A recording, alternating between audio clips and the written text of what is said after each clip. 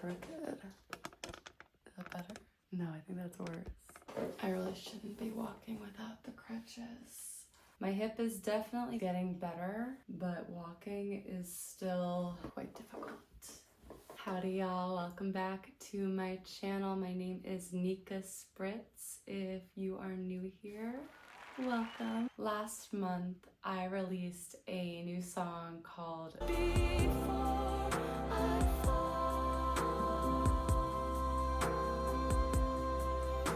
I wrote Before I Fall back in 2023 after a really good first date. Let me back up for a second. I was in a long-term relationship for 7 years. I started dating my ex when I was 23 and we broke up when I was 30. So that was in 2022 when we broke up. It took me a little over a year to be ready to put my heart out there again. So I remember I was on the apps going on dates and they were just really bad. I remember still feeling a little heartbroken. 2023 was such an interesting, transformative, healing year of my life. I was essentially reinventing myself as a single woman. And then I went on this date with a really hot nurse. It was May of 2023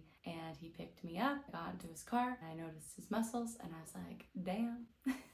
And the dinner conversation was flowing. We were getting to know each other as you do on dates, and we did kiss. It was hot. Oops, that's gonna ding again. I just know it. It's gonna ding one more time.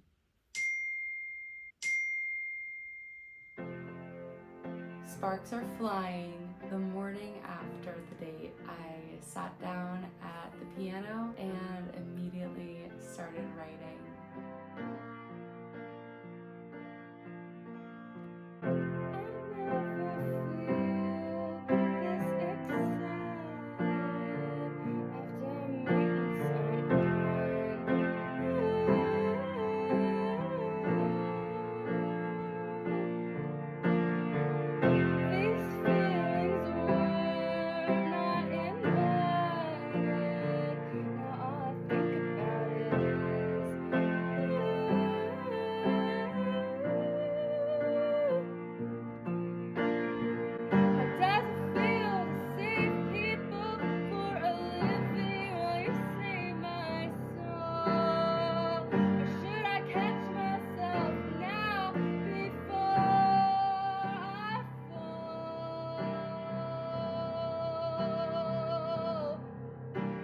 It just came to me so easily. The chords just came so fast.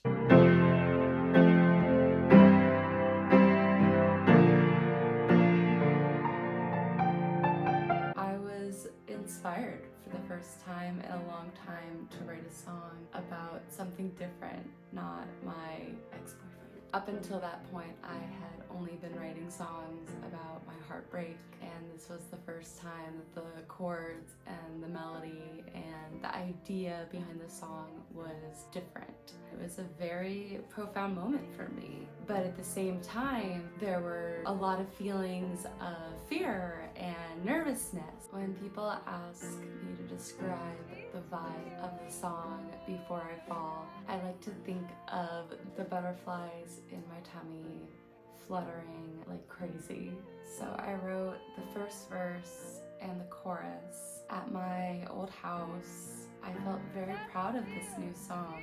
The idea behind it was I was dating this really hot nurse. At our dinner, I remember being like, so how does it feel to save people for a living? Thinking in my head, my heart had been broken by my ex, my soul had been pretty crushed. I didn't ask him on the date if he would save my soul. Upon reflecting on the date, I'm like, is this the guy? Is this my soulmate? Is this the one who I'm gonna fall in love with? Or should I catch myself? Am I getting way too ahead of myself? Slow down, you just met this person, get to know him first. Hindsight is 2020. It didn't work out. At the time of this situationship, I was not thinking long-term in the way I learned through dating experiences how to navigate dating. At that time, I was looking at a physical appearance and getting very excited about physical appearances more than getting to know someone for who they truly are, getting to know if that someone is a match. After I wrote the first verse and chorus, I think the day after, I flew to LA to visit my bestie and spend time with her. I was so excited to tell my best friend all about this guy I went on a date with like the night before because I really thought he was special. I showed her the song that I started writing and she really liked the chorus. She was like, yeah, you have to keep writing this. During that trip, probably when she was busy either working or just doing something, I was in her dining room where they have their piano. I started playing their piano and I wrote the second verse. I wanna know all your secrets, everything nobody else knows.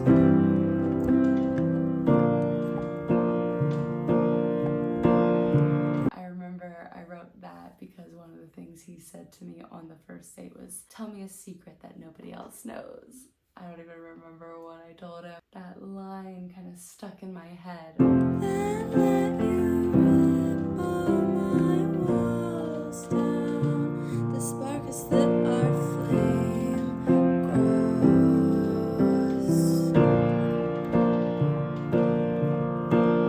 What's interesting in looking back at the voice memos from writing the song is a lot of it stayed exactly the same. And then it's really interesting to find parts like treating you how I'm dying to be treated.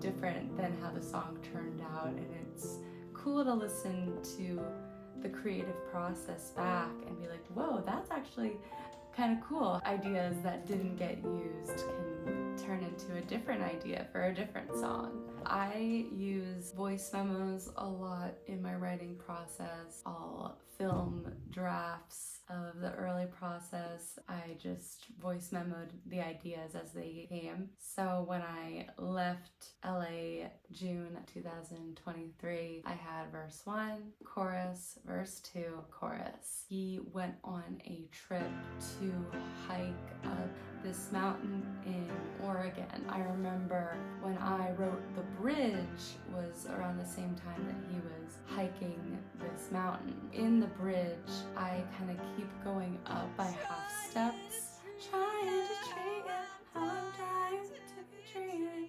Can you tell? And the music, the instrumental just keeps going up and up and up.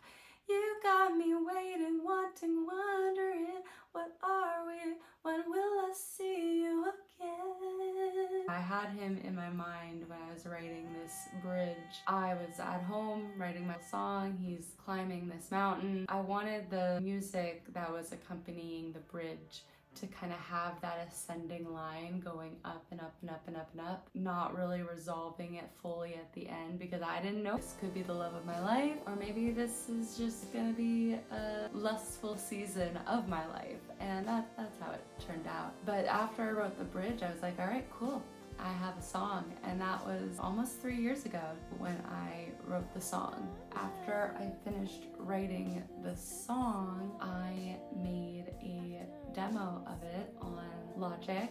It was really cool producing my own demo. It feels really exciting to put the ideas that are in my head into a audio form that can be shared with other people. I was very encouraged to make that demo by my best friend, Skylar Coco. She was very supportive.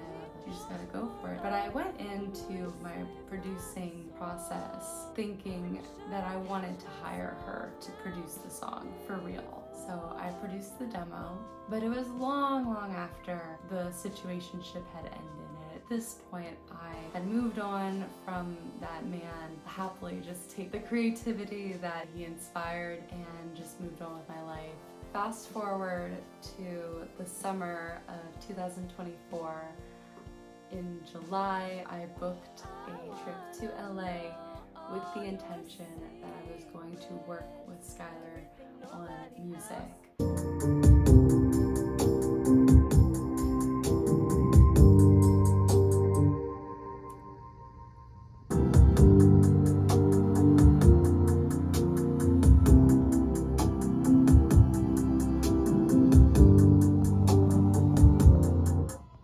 Booked her, paid her for her time. During those sessions, we made Jake's record store and we started Before I Fall. Both of these were songs that I wrote on my own, produced demos on my own, and then showed it to her, sent her the file, sent her the project, and she took my ideas and made something even better. I recorded vocals with her, she does her magic, and then I had a whole new song. It was just so much fun working with my bestie. She's the best. I wanted to work with her for so many reasons. One, I love her. She's my best friend. Two, she's so friggin' talented, doing such amazing things. And I knew at the time if I didn't book her, pay her for the sessions, and like do it, there's gonna be a point where she's gonna be so busy that getting her time would definitely cost more, and two, just be more limited because she's a very busy producer. 2 years later, I can say yes, she has done those things. She is valuable and she's a hustler. So I'm very lucky that I've worked with her, but also that we do have a very strong friendship. And honestly, I would take the personal relationship I have with her over any professional relationship any day because I love her. I think she's so fucking awesome. I think she's the coolest and she's so sweet and supportive. Shout out to you, Skylar Coco, if you're watching this. In 2024, I was working on my EP with Matt. This was before Matt and I were even together too. And then when it came time to figure out the release, Before I Fall just did not fit the vibe of the other songs because the other songs were about my ex-relationship, and I didn't think that this new song, Before I Fall, fit the vibe since it was just different energy. So I said to myself, I'm gonna put out the breakup EP, and the first single after the breakup EP should be the song that I wrote when I was single and was ready to put my heart out there again. What Skylar and I had on Before I Fall wasn't officially done yet, so I let her know last summer, the year after we started working on it, that I wanted to put the song out. She was able to take what we had, fix the drums, do some new mixing techniques, sent me back a song polished, ready to go, and I had an idea after she sent it to me that we would have not a flat line, but have like this heartbeat sound at the end, since he was a nurse. But I thought that would be interesting. So that's the origin story of writing Before I Fall. Skylar mixed it, then I sent it to Zeno, who mastered it. I hired Davis in Tucson to do the album artwork. It took about 3 years for this song to come together. Now what? I released the song on February 20th, 2026. On February 21st, I tore my labral muscle in my hip.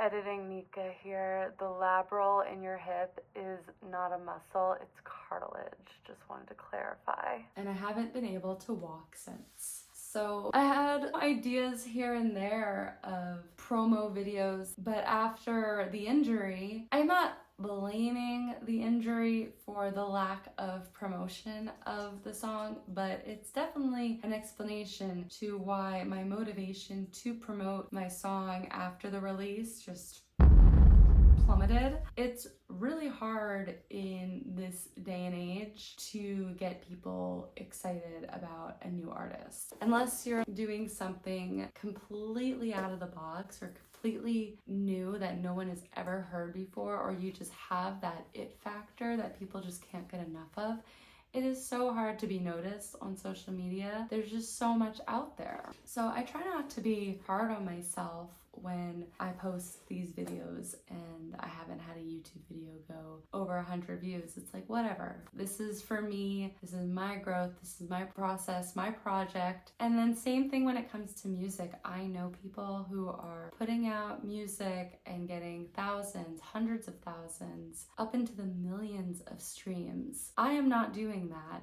And part of that is not having a large fan base. Another part of it is making music solely for myself and not creating with the audience in mind. I think that when I write songs, I am selfishly only trying to listen to the voice in my head and only trying to make music that sounds right up in here.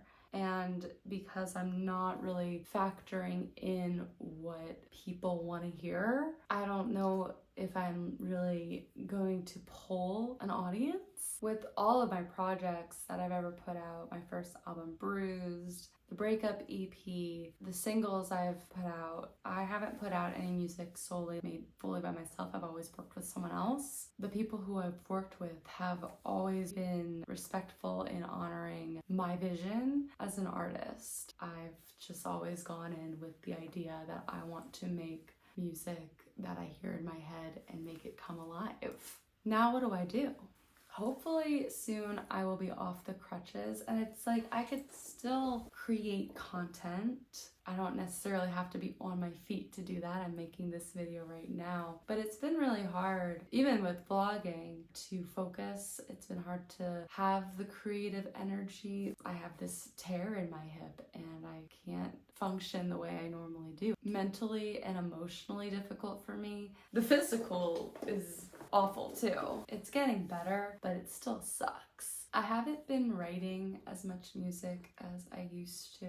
I don't know if that's because I'm not inspired to do so or if my interests are just changing, but I do have maybe like 10 songs that I've written over the last decade of my life that I would love to create into new audio, digital formats that I could still release and share, because I do love the songs that I've written in my life. I think it's really cool to have that documentation of the songs, even if they're not the best songs in the world or they don't get millions of streams or views or whatever. But at the same time, it's like time and energy. We'll see. I would love to work on them at some point this year. I'd love to release more music. I would love to write new music. I've been practicing guitar. I want to learn bass. I feel like the vision of my music career is shifting. When I graduated from college, what year is it? Oh my God, 10 years ago, I had this vision of being an artist, putting out music. Teaching music was just gonna be a side gig that I did while I pursued being an artist. Well, 10 years later, I'm still teaching music full time, and I've put out some original music. I've played shows as an artist, I've gone on tour in my partner's band, and I still love it. I'm not ready to close the chapter on my music dreams at all, but I have been exploring ideas of what else I could do, whether it's careers or hobbies.